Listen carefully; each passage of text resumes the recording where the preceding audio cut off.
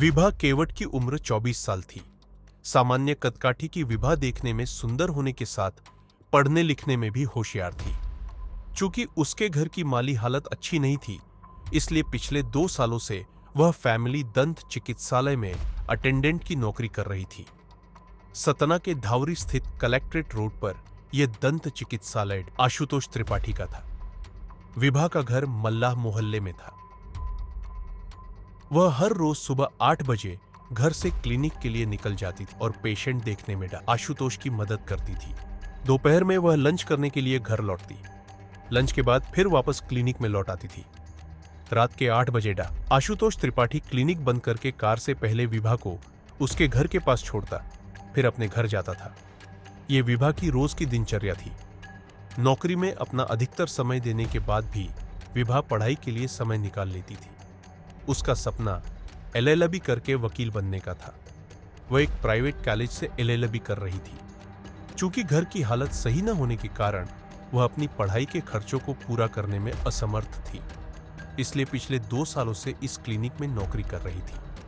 वह अपने काम से खुश थी और जिंदगी सामान्य ढर्रे पर चल रही थी। वह रोज की तरह घर से ड्यूटी पर गई थी। दोपहर के समय वह घर आई और लंच करके वापस ड्यूटी पर लौट गई। उस रात 9 बजे तक वह घर नहीं लौटी तो उसके पिता रामनरेश केवट और मां रमरतिया की आंखों में परेशानियों के बादल घुमड़ने लगे। उसका मोबाइल फोन भी स्विच ऑफ था। उनके मन में तरह तरह के बुरे ख्याल आ रहे थे। रात भर इंतजार के बाद सुबह भी विभा घर नहीं लौटी तो क्लिनिक खुलने के समय दोनों डॉक्टर से मिलने उसके क्लिनिक जा पहुंचे।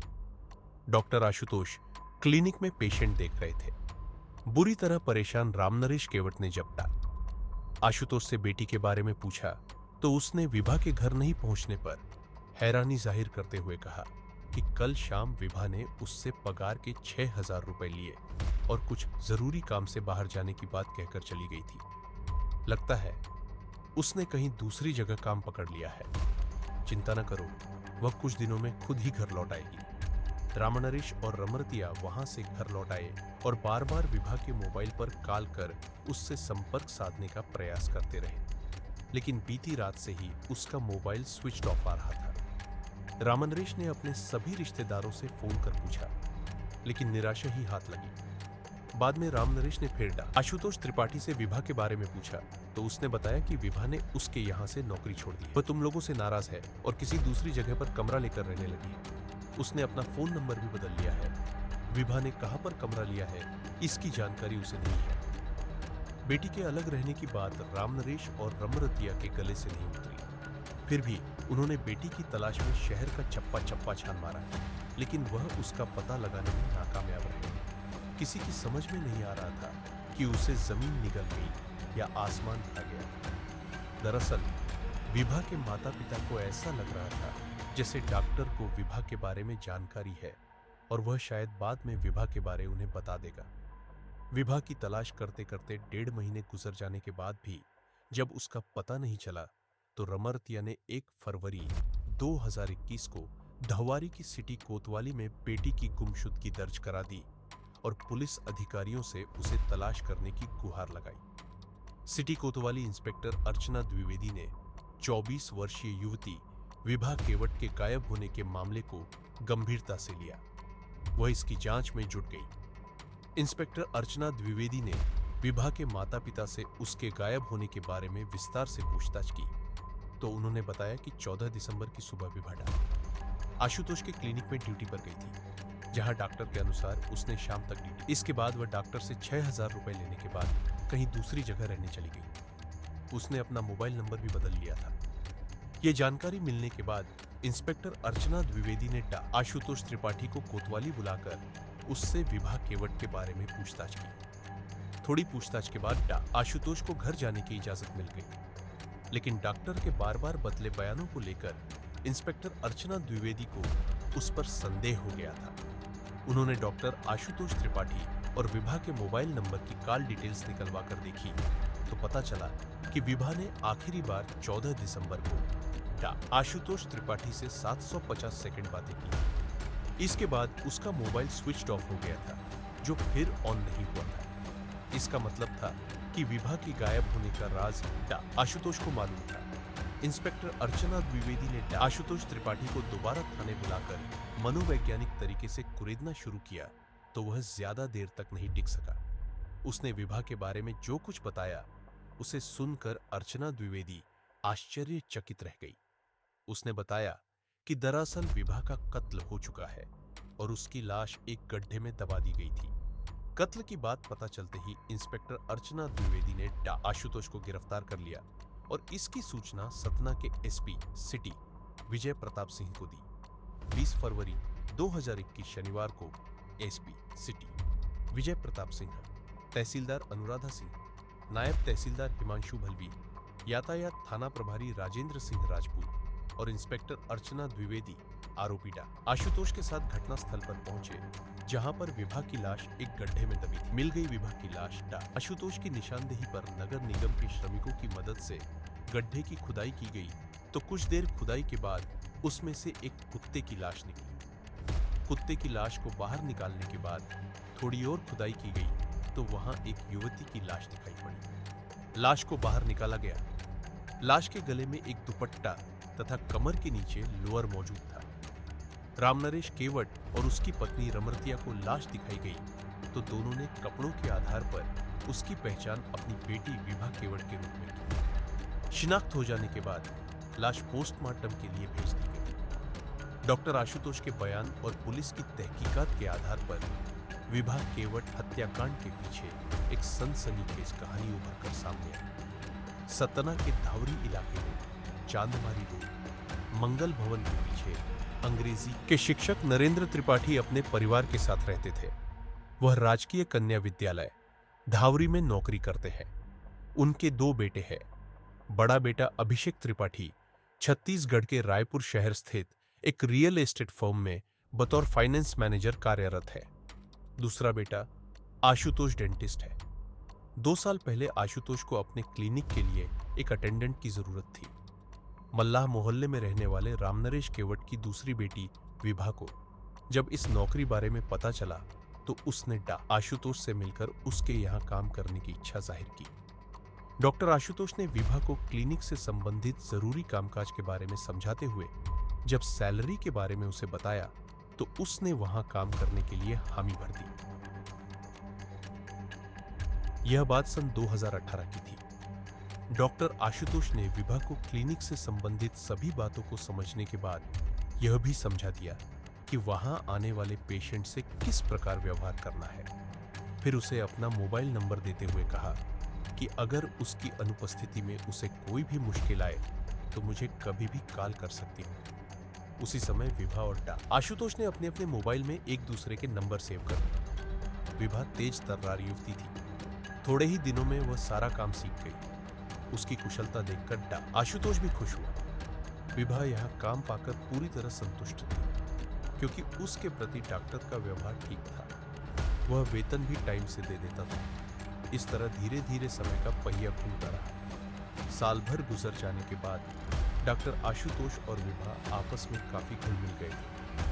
पेशेंट की मौजूदगी में वे दोनों एक दूसरे से सिर्फ काम की ही बातें करते थे, लेकिन जब वहां कोई नहीं होता तो वे हंसी मजाक से लेकर दुनिया जहान की बातें करते थे। बातों बातों में वक्त आसानी से कट जाता था। इसी दौरान डॉक्टर आशुतोष ने मन ही मन विभा को पाने की योजना तैयार की और उस पर अमल करना आरंभ कर दिया। अपनी योजना के तहत शाम को जब वह क्लिनिक बंद करता तो घर जाने से पहले विभा को उसके घर छोड़ने जाने लगा। विभा आशुतोष के इस बदले हुए व्यवहार के पीछे की चाल को नहीं भांप सकी। उसने सोचा कि डॉक्टर आशुतोष खुश होकर उसकी मदद कर रहे हैं। कभी कभार वह विभा को घर छोड़ने से पहले किसी होटल या रेस्टोरेंट में ले जाता, जहां खाने के दौरान वह विभा का दिल जीतने की कोशिश करता था। विभा एक गरीब परिवार से ताल्लुक रखती थी। जल्द ही वह उसकी बातों में आ गई। डॉक्टर आशुतोष ने जब ताड़ लिया कि विभा उसकी इच्छा का विरोध नहीं करेगी तो एक दिन उसने विभा को शादी करने का झांसा देकर उसके साथ शारीरिक संबंध बना लिया। उस दिन के बाद विभा के प्रति आशुतोष का व्यवहार एकदम बदल गया। विभा को खुश रखने के लिए वह उसे महंगे तोहफे आदि देता रहता था ताकि उसकी जिस्मानी जरूरतों को पूरा करने में विभा आनाकानी न करे। अलबत्ता एक दिन विभा ने अपनी बड़ी बहन को आशुतोष से अपने अफेयर की बात बता दी और यह भी कहा कि कुछ दिनों के बाद डॉक्टर उससे शादी कर लेगा।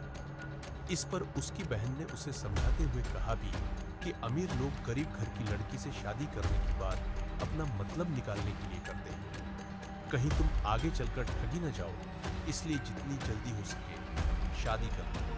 बहन की बात सुनकर विभा ने उसे जवाब दिया कि उसका प्यार इतना कच्चा नहीं है कि डॉक्टर उससे शादी का बहाना कर आसानी से अपना मुंह फेर ले। उस वक्त कहने के लिए तो विभा ने बड़े ही आत्मविश्वास के साथ अपनी बड़ी बहन को जवाब दे दिया, लेकिन उसी दिन उसने मन में ठान लिया कि वह डॉक्टर से जल्द शादी करने को कहेगी। विभा बन गई गले की हड्डी। इसके बाद जब भी आशुतोष विभा को शारीरिक संबंध बनाने के लिए राजी करने की कोशिश करता तो वह उससे पहले शादी करने की बात करती। इतना ही नहीं, जब भी दोनों क्लिनिक में अकेले होते वह उससे शादी करने का दबाव डालना शुरू कर देती थी। आशुतोष एक बड़े परिवार से ताल्लुक रखता था। समाज में उसकी अपनी अच्छी खासी हैसियत थी। उसने तो केवल विभा के साथ मौज मस्ती करने के लिए उससे शादी की बात कही थी। वास्तव में उसने दिल से कभी विभा से शादी के बारे में सोचा तक नहीं था। इसलिए जब विभा ने उस पर शादी का अधिक दबाव बनाना शुरू किया तो 14 दिसंबर 2020 को आशुतोष ने बात बढ़ जाने पर विभा की गला घोंटकर हत्या कर दी। उस समय क्लिनिक में उन दोनों के सिवा कोई नहीं था। विभा की हत्या करने के बाद आशुतोष ने उसकी लाश एक बोरी में डालकर क्लिनिक के अंदर ही एक कोने में रख दी। अगले दिन वह क्लिनिक में पेशेंट का इलाज करते हुए मन ही मन विभा की लाश को ठिकाने लगाने की तरकीब सोचता रहा।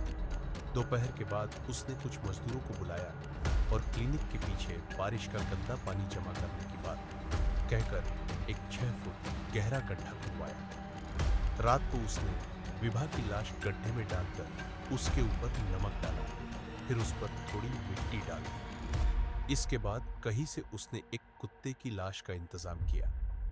कुत्ते की लाश को उसी गड्ढे में डालने के बाद उसने उसके ऊपर अच्छी तरह मिट्टी भर दी।